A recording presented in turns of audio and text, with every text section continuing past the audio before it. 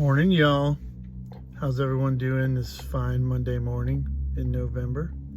I don't think anyone's asked, but this thing right here, just so you know, is from the Adirondacks. It's some fir needles that smells really good, and it has passed the wife's sniff test. Excuse me. So it's here in the car to remind me of the Adirondacks where we vacation, and it's about an hour from where we grew up. Sorry, y'all, I'm super hoarse this morning. So yeah, that's what this thing is. It just smells good. So I wanted to do some shameless promotion for my band. We will be playing at the Art Bar this Friday with Easy Shakes, Zach Seibert, John Furr, Stanford Gardner, and I apologize, I don't know their bass player very well, but we will be playing with them this Friday at the Art Bar at 9, and kicking it off are our friends Kelly and Brody Porterfield with the Water Kickers. So please come. If you haven't been to the Art Bar, it's a pretty badass venue, and it's pretty small, so it's very intimate, but you still can have a rock show in there and it sounds good. So this Friday, 9 o'clock, the Water Kickers, Kenny George Band, Easy Shakes, in that order. So if you're a little older, you can come see us for a little bit and then get yourself out the door. Anyway, so I was thinking about this morning what I would share with you, and I remembered of my pre-tween criminal days back in Marcy, New York, where we grew up on Morris Road in Marcy. You would just walk across our road, another field, and there was our elementary school. So my sister and I, K through 6, would walk to school. So, you know, I don't have to explain to older folks that it was a different time then, where our parents would let us run fucking wild in the streets with our bikes, and, you know, the only stipulation is, you know, come home at dark.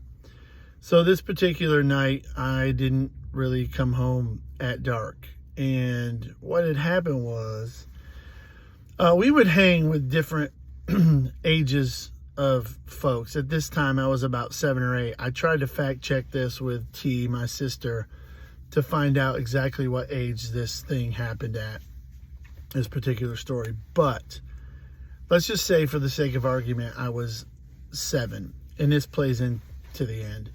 So we're hanging out with folks, and at the time, my friend Joe had an older brother and 2 older sisters that were, you know, a few years older. And, you know, teenage drinking, teenage smoking, you know, smoking pot. We had a friend, John, that had Gatorade bottles that were turned into water bongs. It was hilarious, the stuff that we were exposed to. And here we are, like, citizens that actually are not pieces of shit and have jobs and raise kids. But anyways, I'm digressing.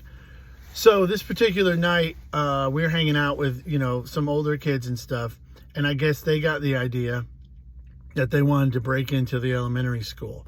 And at the time, this elementary school was, like, I think built in the 70s or late 60s, and it was one of those flat roofed brick, like one level.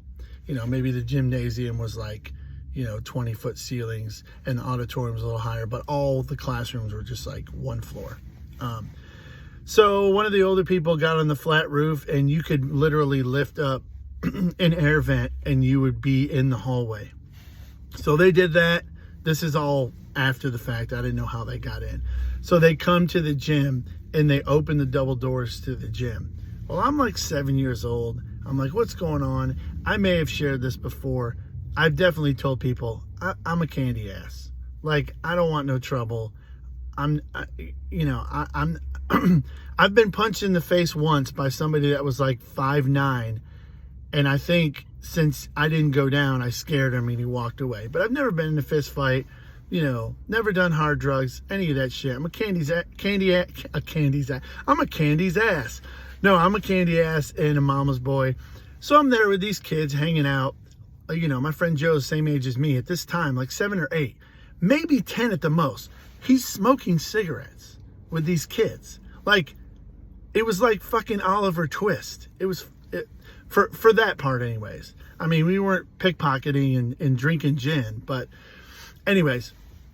So they get to the double doors, as gymnasiums have, and they open the double doors. So I'm sitting there and I'm like, no, I'm not going in. I'm scared shitless. I don't want to go in. And these kids go in. Well, one of the older kids grabs my bike. You know the power of the BMX bike in the 80s. Like, that's my bike. He throws it in there. So I get in there to retrieve my bike. And the only thing I could say about the experience is I stepped foot in the gym, which had all the lights on. And if you've ever seen any kind of artistic movie where they do this spin around pan and you see the ceiling and you see everything going on, I had one of those moments. And in that moment, this bright light, hardwood floors, and kids fucking everywhere, riding their bikes, skidding, pulling wheelies. They decided to make things out of the wrestling mats and jump over them. So I get in there and I'm like, fuck yeah. So I start going crazy. Well, shortly thereafter, a couple who had been walking around the neighborhood came to the door because, you know, the door is propped, the light's on. She hears all this ruckus with people, or they hear all this ruckus with bikes and kids yelling inside the gymnasium. So we're riding our bikes in the gymnasium. It was fucking crazy. And so they come to the door, and I distinctly remember this. I hope this really happened. They said, "We're calling the police. Do not try to escape." Because, anyways, so when they were found out, some of the Billy Badass kids in the group, including my friend Joe, they took off down the hallway, managed to get out and run off and go home. But me and a few others, once the cops showed up, you know, we were there and we're in the parking lot. And I remember being interrogated by the police. I was little, I was crying, and they keep asking me, "Did you go in to the school gym?" And I was like, "No." And they kept asking me, "Did you go in the school gym?" And I was like, "Yes." I broke down and all that stuff. And so, you know, they had me dead to rights. And everybody kind of got released to their family that night. And then there was some family court stuff. But the funniest part of this, well, there's two funny parts.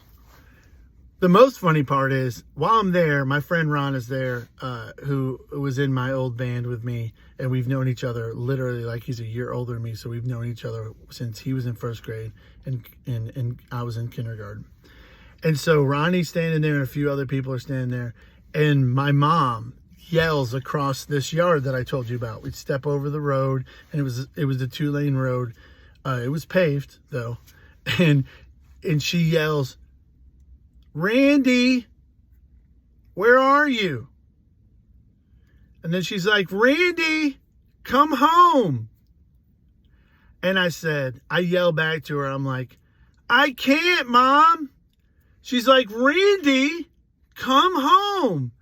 I'm like, "Mom, I can't. I'm going to jail." So needless to say, I don't really remember anything after this, but I'm sure she came over there. They released her. They released me to her, or whatever that is, that under my own reconnaissance, or my parents, whatever.